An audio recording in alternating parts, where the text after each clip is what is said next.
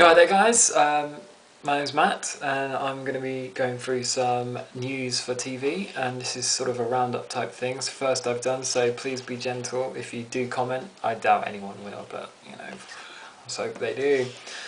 Otherwise this will be all for nothing. But anyway, okay, I don't know if anyone's heard about it, but there's been a bit of a twist with the X Factor this week.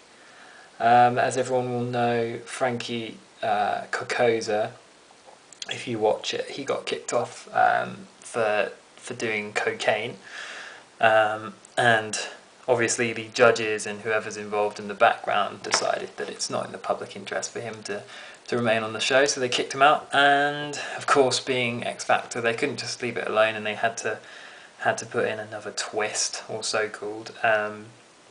In fact, actually, it's not a bad one. I mean, it's not one that I saw coming anyway. But they've invited back the 4 people who got booted off in the initial show, so the rejects basically. And it seems that on Saturday they're going to battle it out, and then the public get to decide which one they want to remain in the show, and then they'll presumably compete until the end. So, well, as far as I can see, it's a pretty closed book in terms of who it's going to be. It's got to be. She's called Amelia Lilly, if anyone remembers. She's pretty much the Katy Perry sort of look-alike, sort of kind of. She's kind of got a Katy Perry vibe to her. She's got pink hair. She's about the only one that really stands a chance, I think, because she was pretty much unfairly kicked off anyway. She probably should have been taken instead of the bar girl. God, I can't even remember her name. That's Sophie. There you go.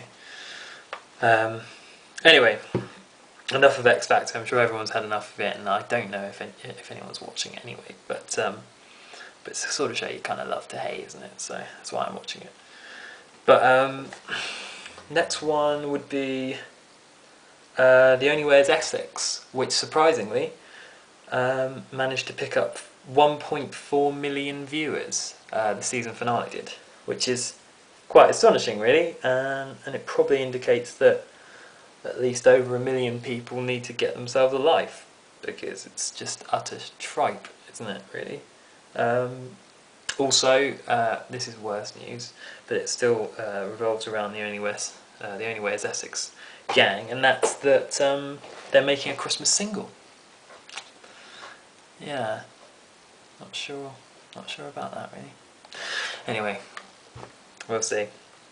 Yesterday, Life's Too Short started, which is the new Ricky Gervais / Stephen Merchant programme, and it's got Warwick Davis in it. He's brilliant. If you don't know who he is, he's basically he's an actor who is a dwarf, and he was in Star Wars, and he's been in Harry Potter, and he's sort of created a career for himself ever since he was in Star Wars, and he was one of the oh god, my knowledge is going to fade here. I'm usually pretty good with Star Wars, to be honest, but the little teddy bear looking things, I don't know whether they're Ewoks. That's a Star Wars thing, isn't it?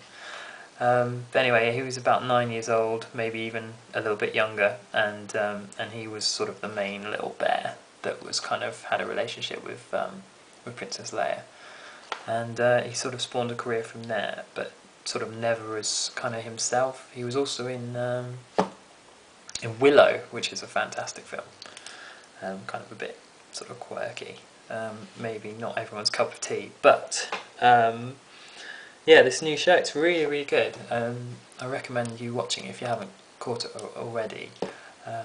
You know, whether you're a fan of Ricky Gervais or not, Warwick Davis is just the most likeable person. He's such a nice guy. So I think probably people are going to be sort of tuning in just for him, really. And it's well worth it. Sorry, excuse me. Oh yeah, this is a weird one. The classic TV game show Blockbusters is returning, which is kind of odd. And this is an interesting thing, really. You know, I was discussing with someone the other day whether game shows are coming back in a big way. And it would be cool if they are, because I think they've kind of exhausted the whole, you know, talent show reality stuff, and it's not really, it's just not really appetising anymore on the weekend. We want something new, and I'm not saying that game shows are new, but at least they're fresher than that. So I welcome it. It's kind of nice, and hopefully they don't do some stupid celebrity rubbish, because I really hate that. I mean, it's just such a cop out. You know, I'd rather see, you know, Joe Average going on it than some sort of so-called celebrity. But that's interesting. You know, I'm sure that'll be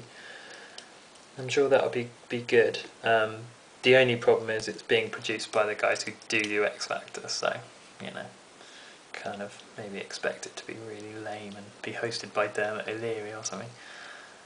He's not bad, but nah.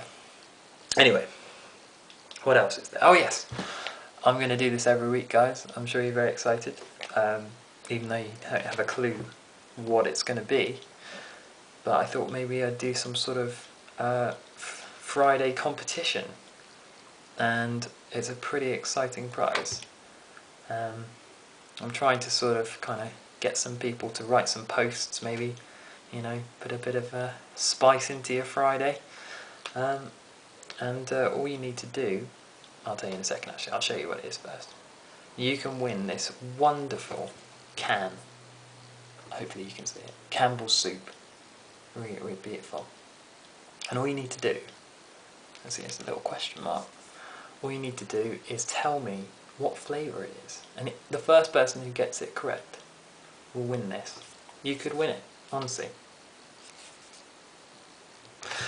Yeah. Unfortunately, the prizes probably won't always be this good, but there will be a prize every week, and you could win it. But anyway, good luck.